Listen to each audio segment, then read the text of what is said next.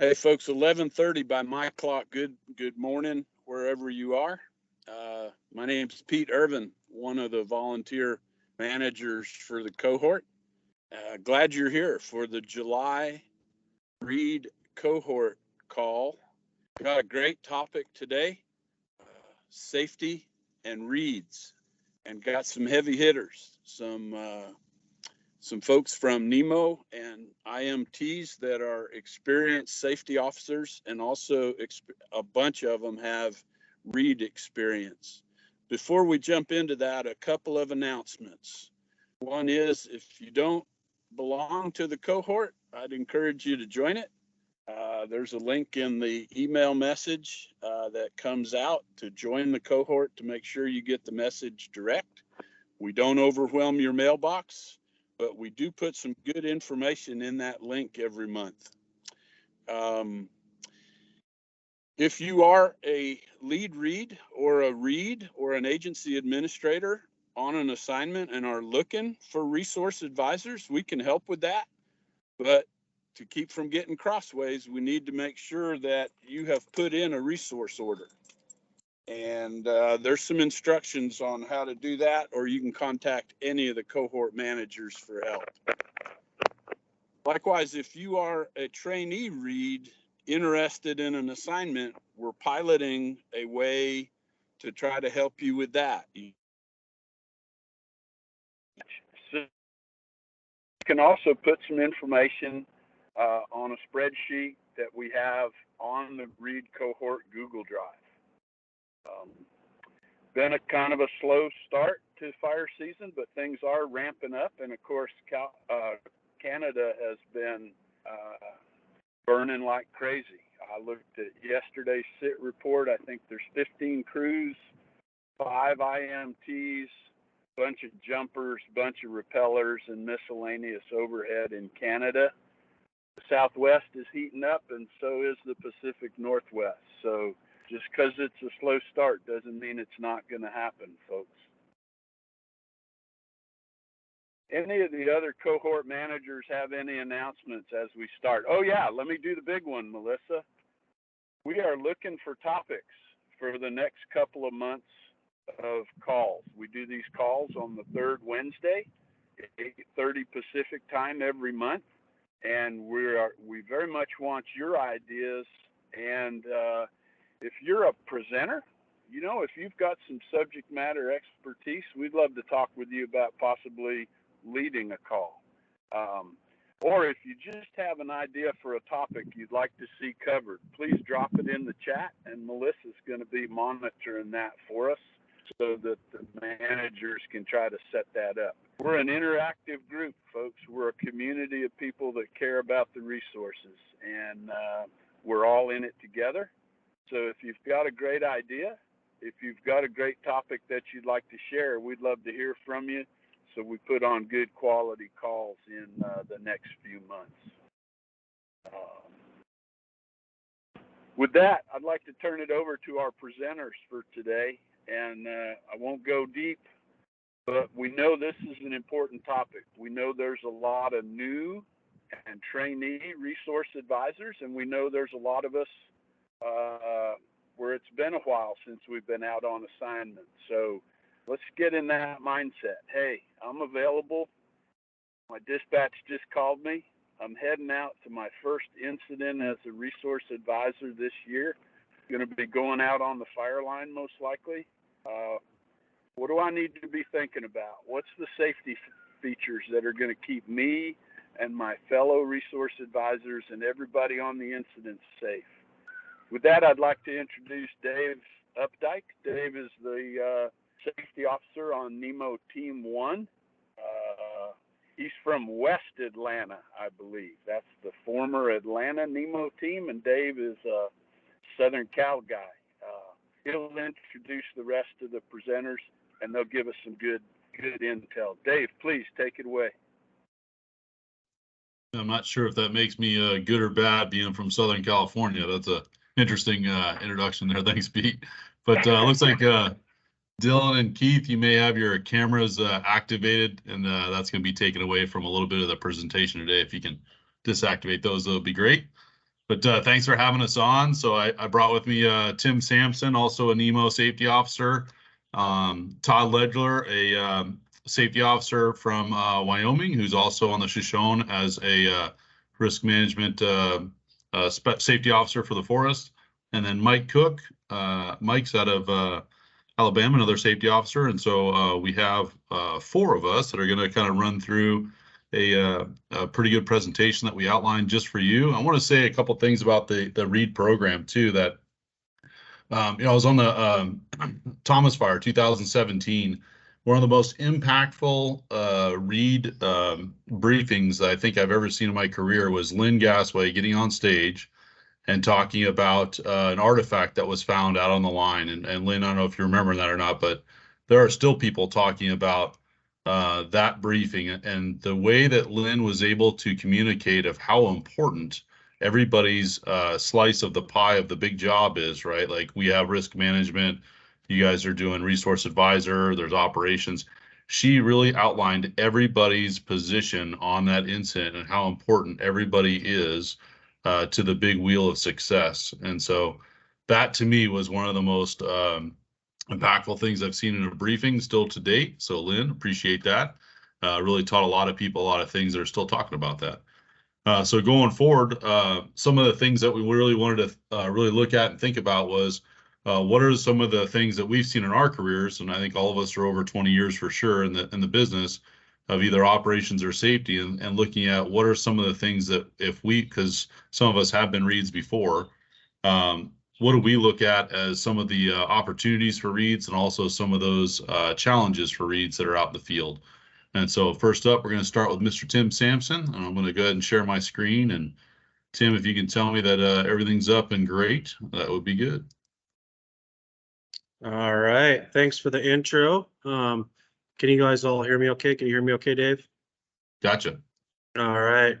I'm currently in Canada right now on a fire, so I had to move out of the main ICP quarters. So I didn't know how strong my Wi-Fi would be. So sounds like we're holding strong for now.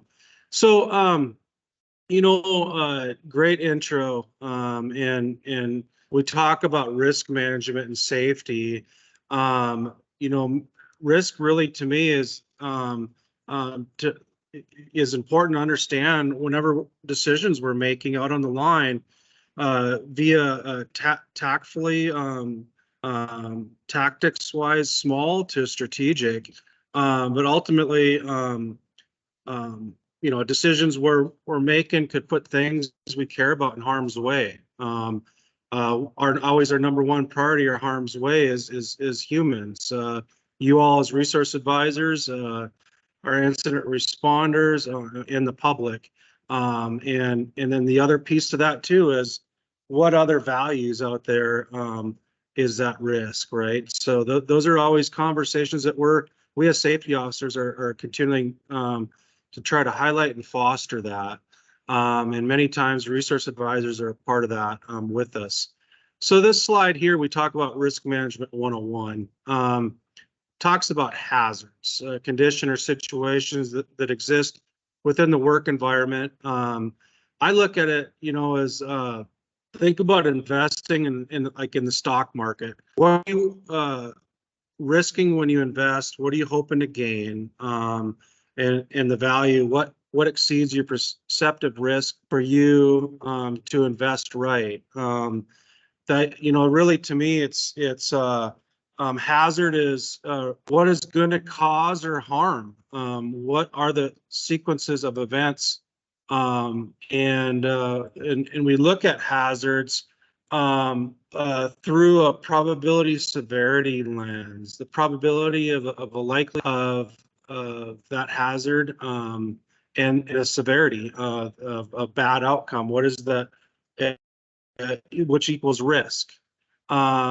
And that helps us inform decisions. We also look at controls. We look at what controls are available out there to maybe not, we can't always eliminate those hazards, but we can maybe help minimize or at least identify that hazard exists so we can keep people away from that hazard if there's no way to mitigate that. And there's always conversations that we foster throughout this process when we talk about severity and probability, when we talk about what is the value that we're protecting and what is the responder risk associated with that. So that's something that, and I understand that a month or two ago on these series calls, incident strategic alignment process was a topic that Todd and Russ Long walked you through. And we're just going to do, for the folks that were not on that call, I just got a couple slides added to the deck this morning. We'll just do a quick refresher around that. Dave, let's go to the next slide. So again, risk management 101. We have a hazard. We identify the severity and helps us with the defining what the risk and exposure is. One of the things we always ask ourselves is do we even have exposure, or is there even risk there if we don't have a human there? I would say that there's times that the values, right, there's definitely a threat to other entities if there's no action. But we always got to balance that and have that conversation about risk versus gain, juice worth the squeeze between responder risk to protect the why, the why behind the work that we're doing. Let's go to the next slide, Dave. So ISAT, incident strategic alignment process. I've about mid-January till 1st of June, I was pretty much on the road from North Carolina to Alaska, presenting at incident management team meetings, geographical areas, different courses like M582 for advanced line officers, S520 for advanced incident command, and going through this process. And this process is really based on, getting people in the room and having a conversation about the why around the work, and it all anchors into the critical values. And I would say, from an agency administrator, leaning on you all as resource advisors, you many times help them with how important is that watershed, how important is that cultural site, and help frame that up for the team so we can truly understand what it is, and get that second, third layer of the why behind those values. And that ultimately helps ops chiefs and their staff to help do a better job on protecting those. Sometimes it could be just a great example, watersheds. We had a fire last year, at a couple, 3 watersheds threatened within the 14-day period of an incident management team's time. Basically they highlighted fire gets in there at all, period. It's devastating. Another watershed, it was highlighted that, if the low intensity fire would actually be a benefit to that watershed, and not knowing that from the, walking through that conversation with the team, just help them protect and triage and prioritize those values that the AAs ultimately asked to protect, and the resource advisors ultimately highlighted that. So let's go to the next slide. So how this works, it really, ISAT process is not designed to happen in a silo. It's not designed to be an ops safety step. It's actually designed to bring some key players in the room and have a conversation around sense making. And the sense making anchors into the critical values, and that's where the AAs and resource advisors, many of you, of course, are familiar, especially for the federal agencies, with WFDS and those published decisions that get handed to incident management teams. A lot of values get listed in there, but what are the true big drivers that are driving that strategy? So those get highlighted there. What is the strategy? To maybe keep the fire within branch 2, or keep the fire within a wilderness boundary. What does that work look like? How many heartbeats is it going to take? What's the duration? And then the next thing that we talk about when we talk about risk is responder risks, the probability severity of a firefighter getting injured, to protect those values. And then the fourth pillar is the probability of success. Super key component, right? There's a risk tolerance to many of these, and this process helps walk through this with the resource advisor, local FMO, the agency administrator, with the team, and having a anchored conversation around those four pillars that ultimately develops alignment when we walk out of the room. And that's where we want to be on these large incidents. We need to have alignment. No.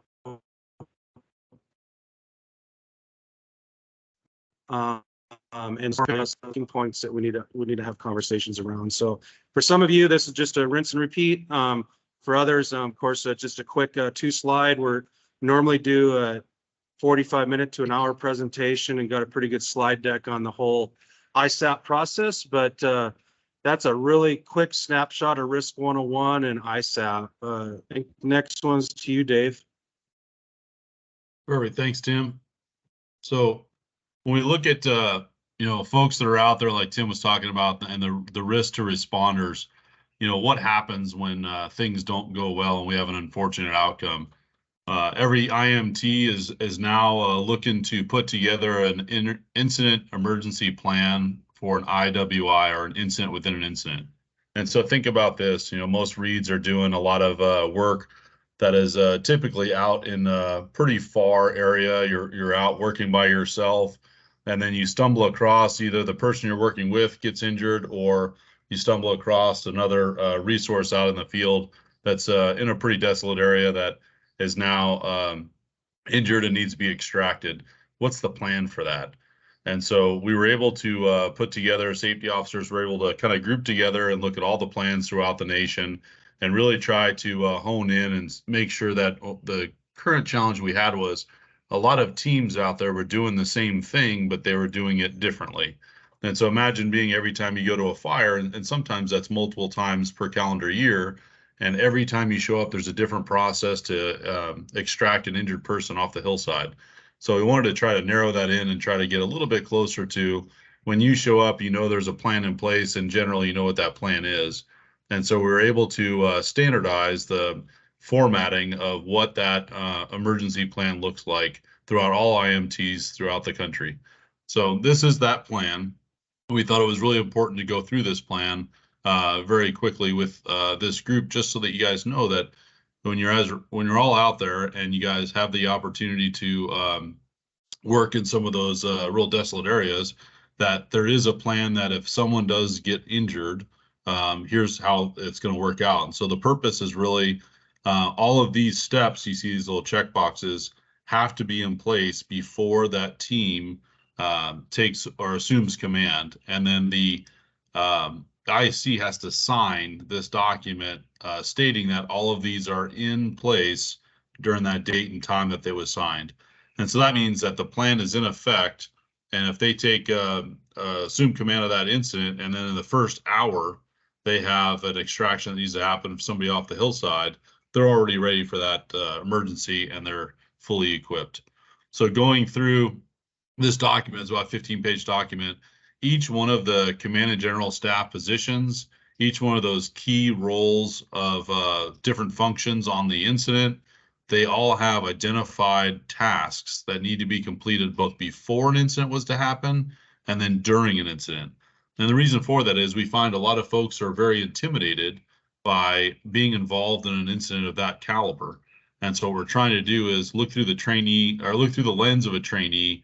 And so that is a step-by-step process. And when your whole world becomes the size of a golf ball due to adrenaline, that you're able to focus onto just your position, and you can literally go line by line to be successful and how to complete a patient extraction or working through an emergency. So the other document that's going to be kind of near and dear to everybody out on an incident is really the medical plan, the ICS 206, the form on the left.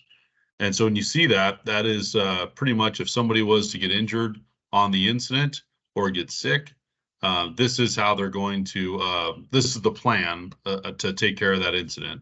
On the right-hand side, that is called the 8-line or the medical information report.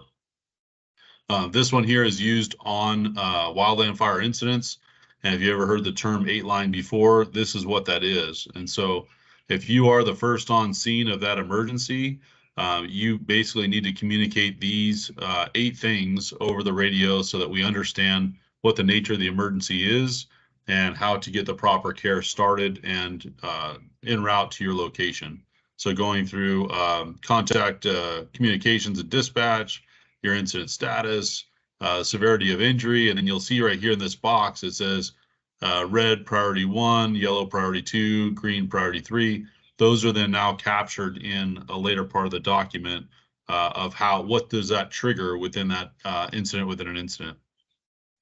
We look at the patient assessment, transportation plan, additional resources needed, communications for this incident, any contingencies involved, and additional information. And that would be your 8 points going down the 8-line.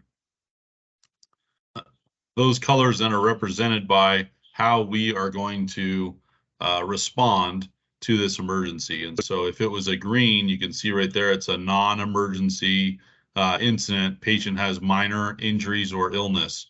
And so this is going to be a small scale responding EMTs, ambulance, those types of things.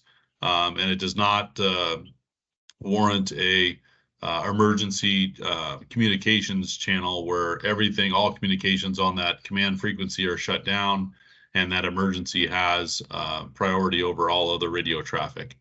So then you get into the yellow. The yellow is a little bit more serious, and it's going to be something that's going to be transported to a medical facility for sure. This could be like a broken leg, those types of things. That is now going to go ahead and take over that emergency frequency, and it's going to be priority traffic just for this emergency until it has been concluded. And then the red could be serious trauma where head injury, spinal injury, those types of things are going to occur. And this is the highest level that we have. And also going to take over radio frequencies and shut down the incident communications on the command channel for that emergency. Then you'll see right here it says white, which is unknown emergency. When that comes up, we know we have something, but we're not sure what it is. We're always going to treat it as a red until further. And then you see this purple. And the purple is a really interesting one because that one carries a lot of oddities to it. That could be active shooter, that could be a bomb threat, that could be an accident just outside of the ICP, that could be a missed or an unaccounted resource. And so somebody that hasn't checked back in after they checked out into the field, and we don't know if they have come out of the field yet or not, and they could be missing.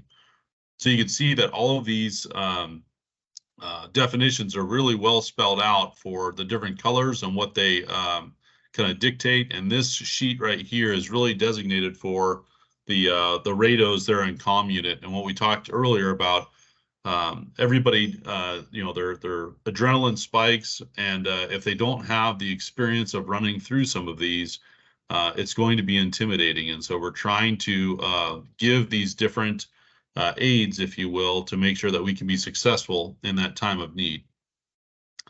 The next sheet here is how that response plan is going to work. Then it talks about who is going to be summoned and who's going to be notified on each one of those colors. And so you can see there, like for a green, it's going to be really just safety and medical, and then they'll try to figure out what to do next. Then you go to yellow, it's going to be a little bit more of the IMT, Command and General Staff. And then the red is pretty much everybody involved is going to have a piece of that one. The big one here is on that purple, like I talked about before. One of the major causes for the purple is folks have not checked back in after they've gone out into the field for the day. And so you can imagine about just that one mistake from that resource, not coming back in and checking with their division soup saying, hey, I'm going to be headed back into ICP, or not checking in with their supervisor when they get back to ICP, however their SOPs are working during that day-to-day. But now look at what that triggers for the incident management team and command and general staff. That's going to be treated just as the same as a red. And so you're going to have the safety officer, the plans chief, the logistics chief, the operations chief, the finance chief, the PIO, and the IC I'll notify that there's a missing resource. So hopefully that person's not eating dinner in the chow hall. All right, I'm going to kick it over to Mike for properly refusing risk. Okay, as a group, Reeds are probably one of the most passionate groups of folks, and you usually are pretty comfortable getting around in the woods, especially in your local area. If this your first fire assignment or you're in a different area, you're going to run into hazards that you may not have expected. We heard a lot about from Tim and Dave identifying hazards and risks, and then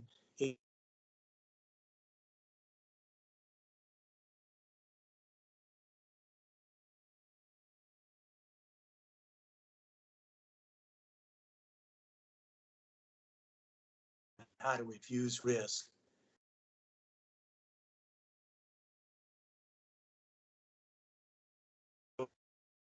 An assignment, it might be the fire weather predicted for the day gives you a concern. It might be that the equipment that you're supposed to use is either not on scene or defective, or maybe you don't have the skill to operate it. So those are the things that you want to have a discussion with your supervisor about. And the sooner you can do that, the better, rather than at the last minute. If you have a chance to talk over what it is that you see and what they see, you might come up with some resolutions. Part of the obligation as firefighters is not just to point out unsafe conditions, but also to help develop alternatives to how we could still accomplish the mission for the day. If you look, this slide here shows that there was a tree cutting operation and it went bad, actually destroyed a $100,000 truck. And the person was skilled. I think that their actions up to a point were proper, but they were fatigued. And so as you think about, it's not just your skill set or your equipment, but how are you today? Is this a job that you really, for some reason, you're not up to? Maybe tomorrow would be a better day for that. Dave, let's go to the next slide. Talking about skill sets, sometimes, as in this case, an operator was not quite as experienced as they thought. Maybe they didn't see something. There's skills are something that change. Today you might not be set, but given a little bit more time, you might be able to handle the assignment. Or your neighboring Reed, they might have the skill set that makes them ready to go.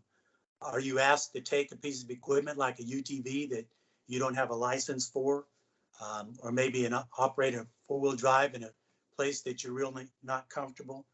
Have those discussions with your supervisor and see what you can work out. And when you do that, your supervisor has their own process. They'll talk to a safety officer and inform them that that you've turned down an assignment. It's not a black mark or a bad deal. It's just that you're not the right person for that job today. They may search for another person, resource, or try another way of doing that assignment. And they will inform those other resources, hey, we've had one crew that found these unsafe conditions, and here's the way that we think we can mitigate them. So it's a good process to keep from getting into a bad event. I'm going to talk for just a minute about accountability. As Dave was saying, you're accountable to somebody. On a fire, accountability is huge. We want to be sure when we go to chow or go to bed that everyone is returned from their assignment. And often Reeds are working alone. We prefer them to have a partner or two. They may have an assignment change where they're working in a division that they originally had not been in the day before. Again, as Tim said, ask yourself, am I the right person for this assignment today? Whenever you get your assignment, if at all possible, get to the morning operational briefing and the following division briefing where you're going to work. Things change, they change even up to that morning briefing and throughout the day. So getting the latest information is critical. Having a face-to-face with the division supervisor so that they can see who you are and what your intent for the day is. You also get a chance to see if The radio tactical channels and command channels are the same as what's in the IAP. Whenever you gear up, be sure you know how to operate that radio. There's a lot of radios, and they don't all work the same. Be sure that you've got plenty of batteries, and do your check-ins with division, and always prefer that you're checking in with the fire communications, just that they know you're on that division for that day. And in addition, for you, your actual supervisor is an AA or a lead read, more than likely. Have something set up with them so they're like the fail-proof, the last step that you're checking out with them at the end of the day. And there's somebody, if you fail to check in on the radio with communications, we have somebody else that we can talk to. So if you do end up with a medical emergency, remember that the radio, priority radio traffic is for medical emergencies. And you may not be comfortable getting on there, but you may be the only person or the first person on a scene. So jump in there, just call whatever fire, Clear Creek Fire Communications. This is Reed Smith. There's a medical emergency on Division Alpha. And then they will help you. You'll get all that help that Dave just talked about at ICP. There'll be folks in ICP and on the division that will gather to help you manage that situation. So let's go to the next slide, Dave. Okay, we want to talk just a minute about equipment. Heavy equipment is it's a major asset for line construction, or contingency line, and for contingency and rehab line. That stuff is very effective, but it's highly dangerous to personnel. If you're working around equipment, our standard is to have an equipment boss there that will intercede between personnel and the equipment. Those folks are hard to come by, and in a heavy fire occurrence here, there may be less heavy equipment bosses than we'd like to see. The main thing for you to understand is if you're below equipment working on a hillside, you're in a danger zone, whether it's rolling rocks, breaking trees, limbs, things like that. So you never want to be in that position. And if you must approach equipment, you want to, the guideline is to stay 1.5 times the tree canopy, the height of the trees from that equipment until it shuts down. The way that you can tell that it's shut down is you're making eye contact with the operator, and they stop whatever is moving, lower a blade to the ground, or stop a masticator blade from turning. Those are the things that you want to look for, and they should motion for you to come forward. A lot of times today, the cabs are environmental cabs, so they can actually monitor a radio. So you can try that if possible. If you're in an area, if you see on this slide that there's a tender that's overturned, tender operations just tremendously at risk, especially on downhill grades and curves. Those are, if you're in an area where tenders are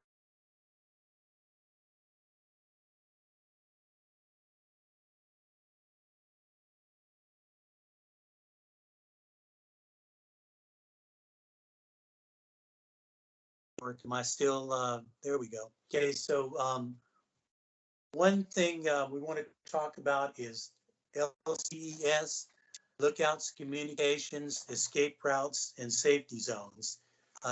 All these hazards have been addressed through different tools, but the best tool, the one that was developed in the 90s by a shot superintendent, is LCES. It's kind of like if you can establish LCES, you'll do a lot towards saving yourself from injury and from others. The lookouts that we're talking about, they're not usually fire lookouts, they're lookouts on the division. Should be one where you're working if there's a high degree of danger. The lookouts are positioned in a place, usually a high point, where they can see the potential danger, whether it's fire or storms, and they also know where the crews are working. This is a place where in your morning division breakout, you would see who the division lookout's going to be, and you could tell them that, yeah, I'm going to be working north of the Prescott shot crew, somehow helping them to understand where you're going to be. They're also in a place where they may have established trigger points, and they can see when those trigger points are reached. Might be that when fire establishes in the lower Cougar Creek drainage, then we're going to do a reassessment on where everybody is, and if they're prepared should the situation arise to head for a safety zone. There's also the escape routes. They may be a road, they may be a fire line, they may be a trail, but they're the safe route out that leads to a safety zone. Those escape routes are probably going to change as personnel move, as fire moves. So the escape routes, we try to establish more than one. And knowing where those are for your job and for your division are pretty important. That's another thing that's reviewed in the morning briefing. The safety zones themselves, the best safety zones are usually off the line, whether it's at a staging area, at a natural area that's not going to burn, such as a lake, a boulder field. It's very difficult to construct an adequate safety zone. The IRPG on page 6 has some descriptions. You're basically talking about a place that's large enough where you can sit without your shelter and watch the fire go by. It's 4 times the separation from you and the fire would be 4 times what the flame lengths are. So for example, if you're looking at flame timber of 100 feet and flame lengths of 100 feet, you're looking for 4 times that. It would be 12 acres of cleared area with no terrain or no wind, a flat area with no wind, 12 acres for a 3-person crew. Now, as you know, that's 12 football fields. It's near impossible to establish that with dozers. There are places where it's done, and you're probably going to know about it as a read. So the best thing is to be looking for an escape route to get you to multiple places away from the fire activity. Okay, so the last thing I want to talk about is the safety officers and see something, say something. You're in a position where you may be bumping into folks way up the line from a parking lot. They may be doing a variety of activities, working with equipment, cutting with chainsaws, burning out. If you see something that doesn't make sense to you, ask somebody. You may have come in from a different route. You may not know if there's hazard, but you're thinking something doesn't look right here. Ask somebody. Don't assume that they're doing something wrong, but ask the question. You know, is that tree going to fall on that truck that just parked around the corner? Does anybody know about that? Or there's a crew coming up below you. So does that equipment boss know about it? Just ask the questions and have a discussion. We all want to do our mission for the day, but nobody wants to be injured or have to respond to an injury. So take the time to ask the questions. And when you come in at the end of the day, your safety officers, whether they're an ICP or they're at your after action review for the division, or you see them on the line, they're always there to hear what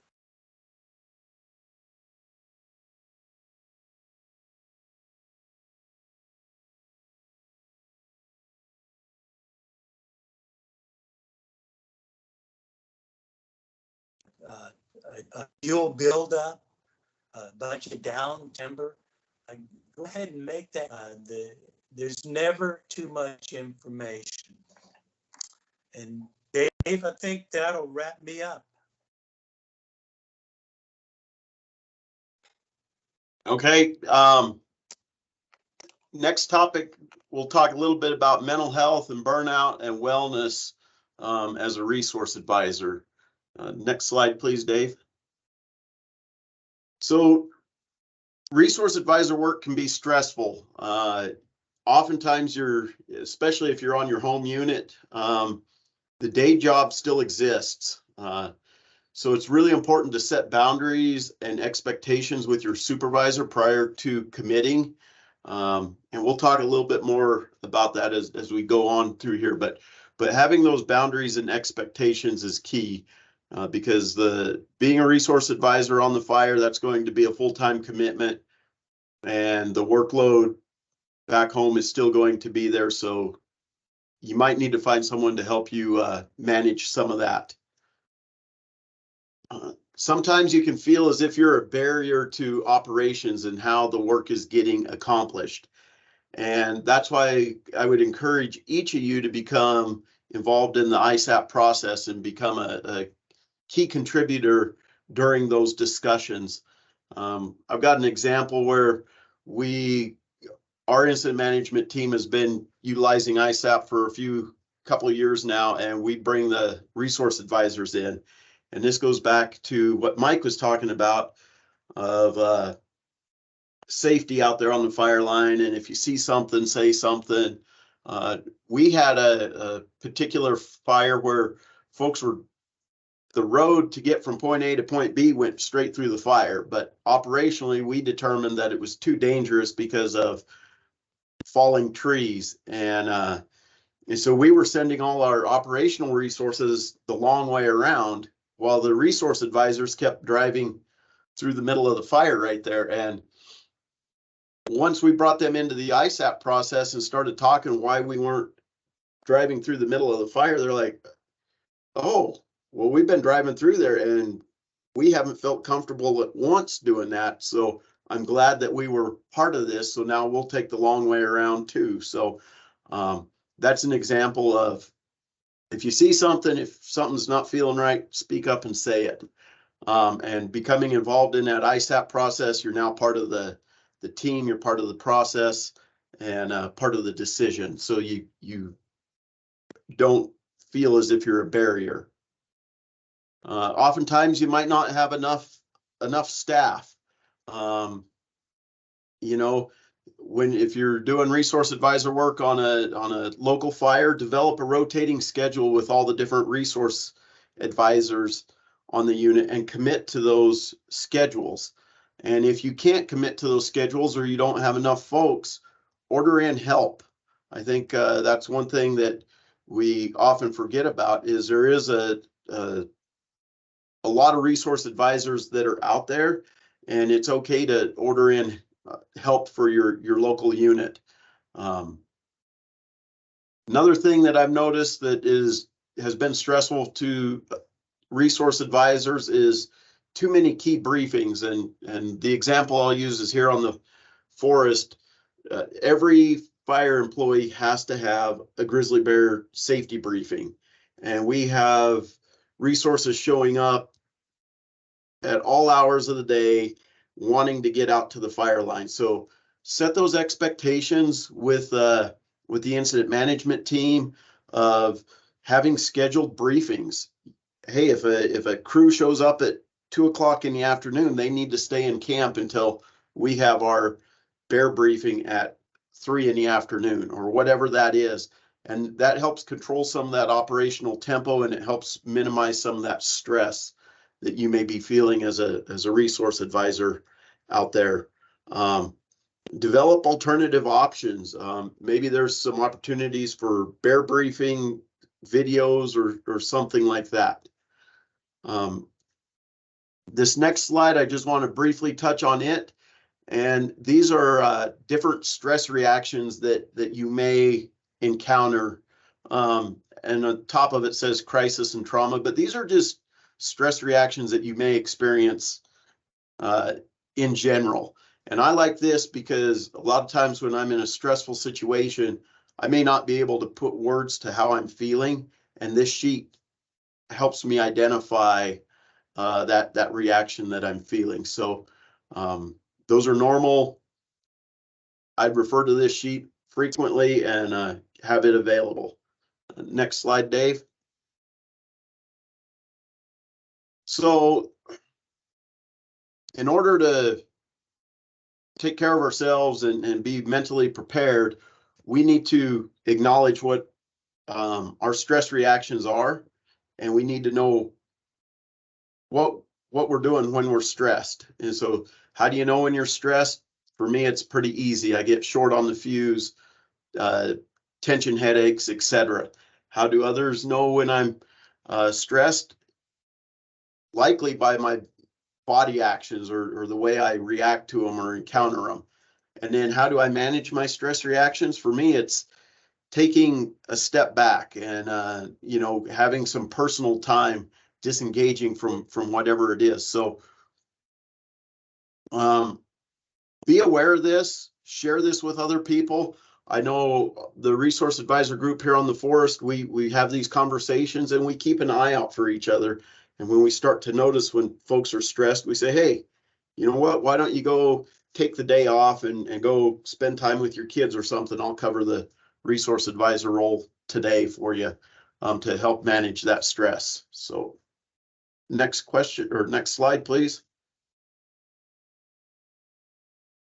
This is a really important slide. I think this is a stress continuum, and it identifies your stress reactions or your feelings through a color chart.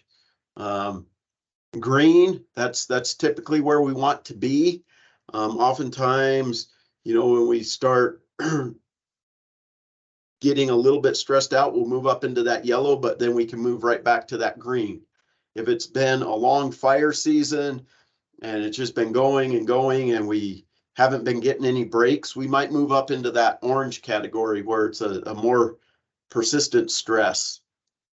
And occasionally, you know, we can maybe bump up into that red, and that red is a clinical mental disorder. There's resources available to move you back towards that green.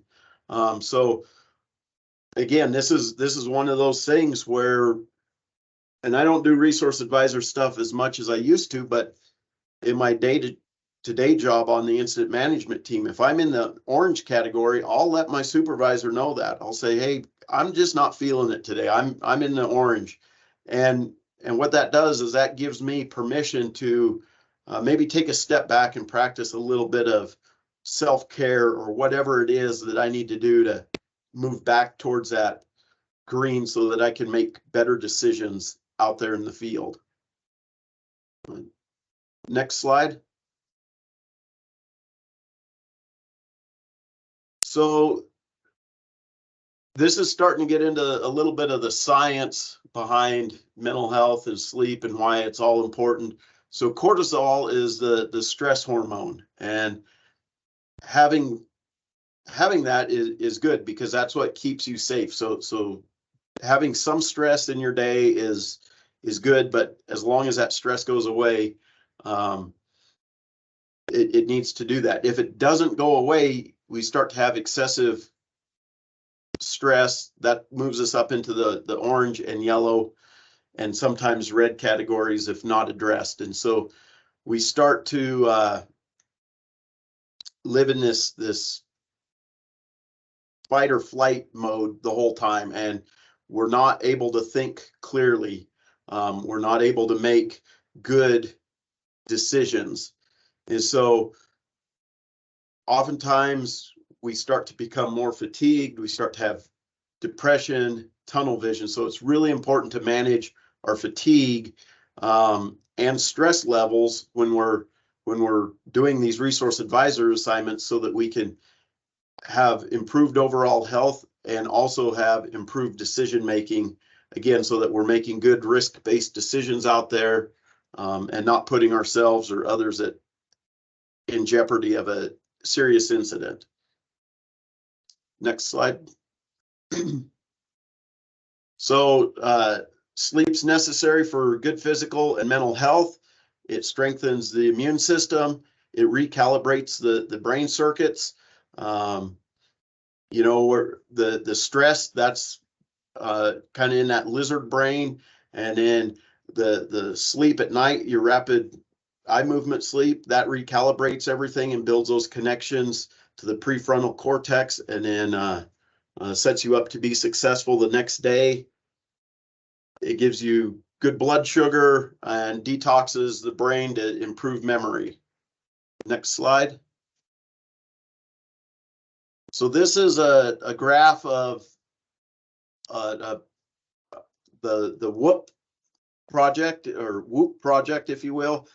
Folks wear these wristbands and they measure your sleep activity and your energy outputs. And what this is showing is an increase in sleep debt prior to folks getting the 3 days off after a 14-day assignment. In July, once they started getting the 3 days off, they started to have a significant reduction in their sleep debt minutes, which means that they restored some of their cognitive functioning as well as their decision making out there.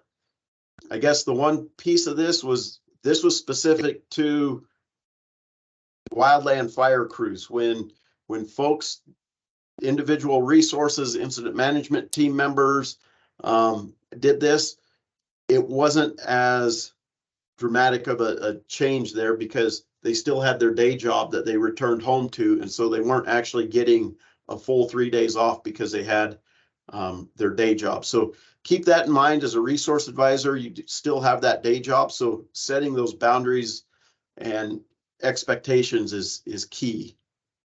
Next slide. So self-care is going to be key to being mentally fit for the job. Self-care can be talked about as physical, that's your routine physical activity, doctor's appointments, good diet, and prescription medications. Sometimes that can be hard when you're on a fire assignment, but try to maintain that as best as you can.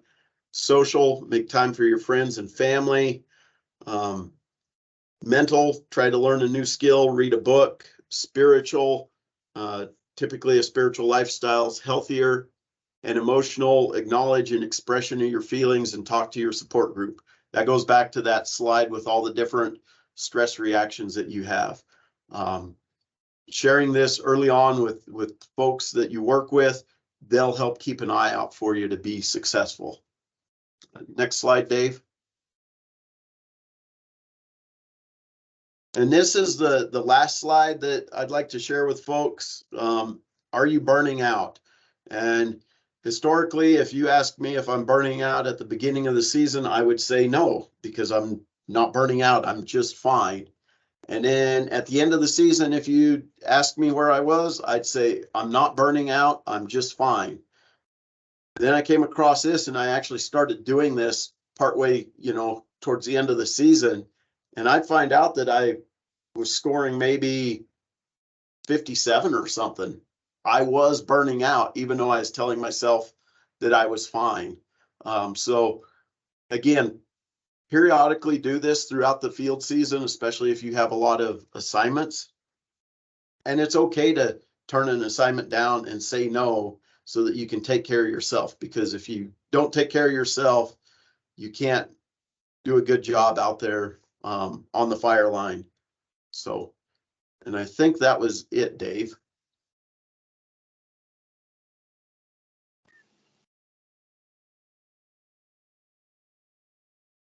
Oops. I think, Pete, if there's any questions for any of us. Take the Hey, time awesome. now. Awesome. You hear me, Dave? Okay. Yep, we got you. Hey, perfect. Going to keep my camera off. Can't thank you four fellas enough. This was awesome. I'll build on what Todd just said. I'm old enough and been doing this long enough that I remember when a 3-week assignment was the norm instead of a 2-week assignment. And I saw some amazing graphs a year or two after we went from 21 days being the norm to 14 days being the norm, a decrease in accidents, a decrease in serious injuries. After a lot of people said there's no way we can go from a 21-day roll to a 14-day roll. And so the building that resiliency I think and being knowledgeable of that resiliency is pretty key for all of us.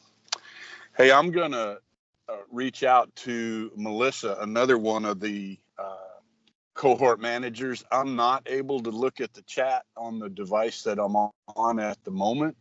So Melissa, can you help us with any questions that have come in the chat? And folks, if you have questions for any of our safety officers, throw your hand up and let's have a little discussion in the few minutes we have remaining.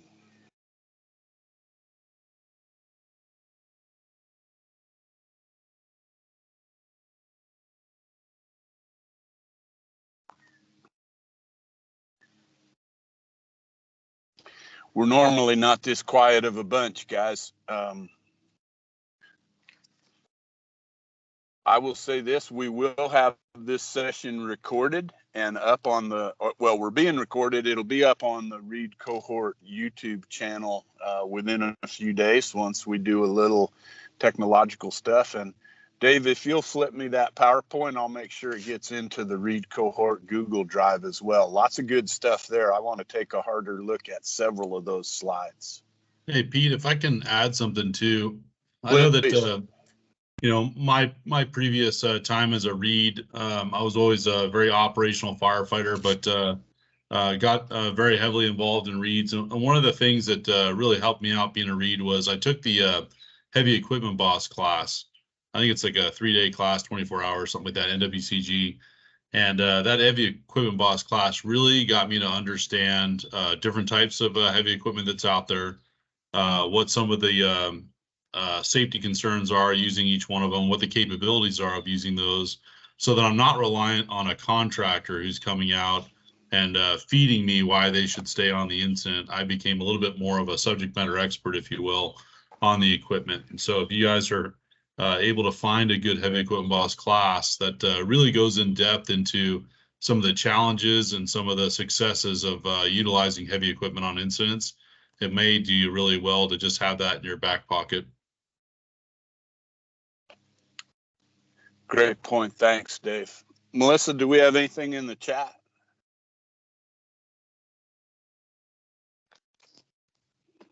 I don't. Okay, copy that. Let's just do this. Closing comments from all four of our presenters. And again, can't thank you enough, the four of you, for making time today. I know you're busy fellas, and we certainly appreciate it. Let's go around the horn. Tim, closing comments? Any nuggets from Canada? No, just Pete and everybody appreciate the invite.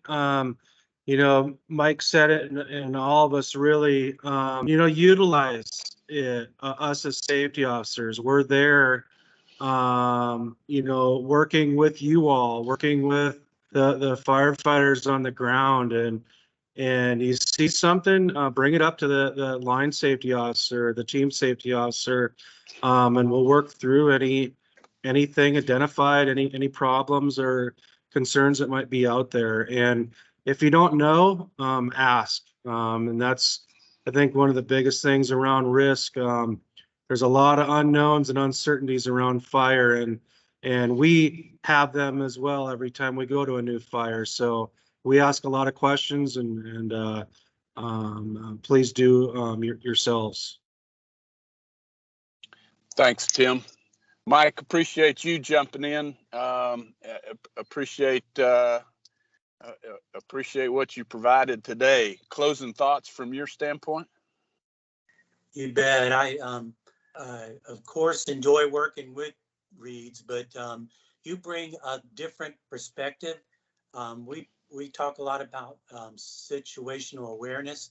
A lot of times we're focused on a piece of line or an operation, whereas you're looking for things. And so you're more holistic in where you're at and what you're seeing. Just to share that, both what your specialty is, as well as what you're observing around or in front of the operation. Thanks, Mike. Todd, a repeat engagement from a few months ago. Appreciate it, brother. Your thoughts? first, I think Ellie's got a question. Perfect. Go ahead. We- Hi. oh.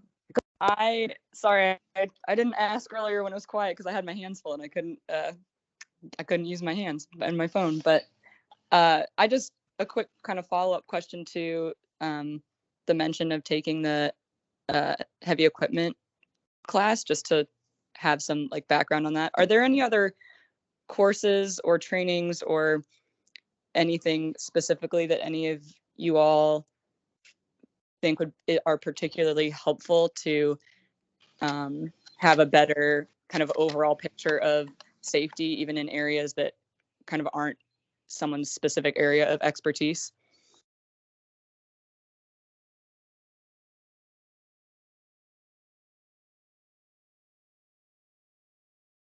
I'll jump in there since everybody else is quiet. The S404 class is the safety officer class, but it really does, it's 5 days, 40 hours of focusing really on risk management. And so it's not going to talk about going out and, how to tell people to put their gloves on. It's really going to focus on why are people there to begin with, and is that the greatest, value? We look at human life as a value, and then what values are they really protecting? Are we really outweighing the risk with the value?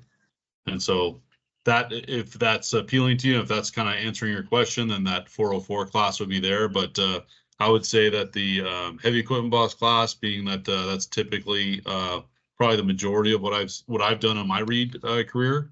Next to that would be any of the falling classes. So any way that you can, not even taking the course to be a faller or taking the course to be a heavy equipment boss, but just getting that information from the training. I think that's super valuable once you learn about trees themselves and about working around snags. And, as a read for me, I was walking through a lot of areas by myself or with a partner that not a lot of people were in. And so being able to identify the look up, look down, look all around, those types of things, being able to identify snags and widowmakers, those trees that are weakened from previous fires from years before, that now it's rained and now there's a temperature change and green trees are coming down. Some of those things I think are really impactful for the position. Thanks, Dave. Go ahead, Todd. The other thing I'd like to throw a plug in for is the risk management assistance dashboard. There's a lot of layers in there that can help you out with some of your decision making, identifying where you should or shouldn't go, to include evacuation times, to include snag hazards, etc. And because you are out there working alone in maybe areas that the rest of the operations folks may or may not be in, you can familiarize yourself with that dashboard and help make some decisions that way before you engage in committing to those areas. And I'll throw that link in the chat for you. Perfect. Thanks, Todd. Folks, we're at time and a minute or two beyond. I do want to thank everybody.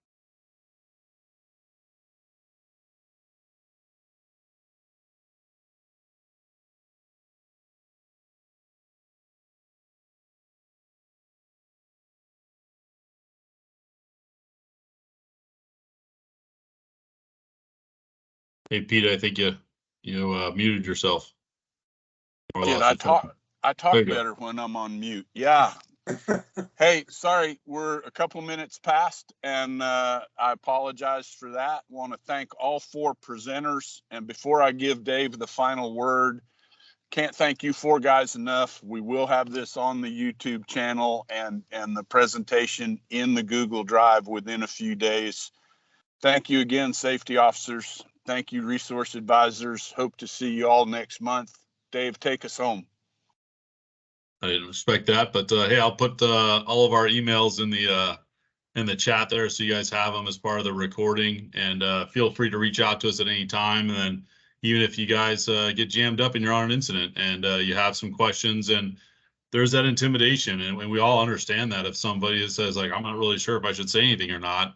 If that does come around and you feel the need to shoot one of us a text and say, this is what I'm dealing with, and we can go from there and kind of give you some guidance and help out. We're all about it. So appreciate everybody's time today. Thank you. Thank you, Dave, Mike, Todd, Tim. Thank you, resource advisors.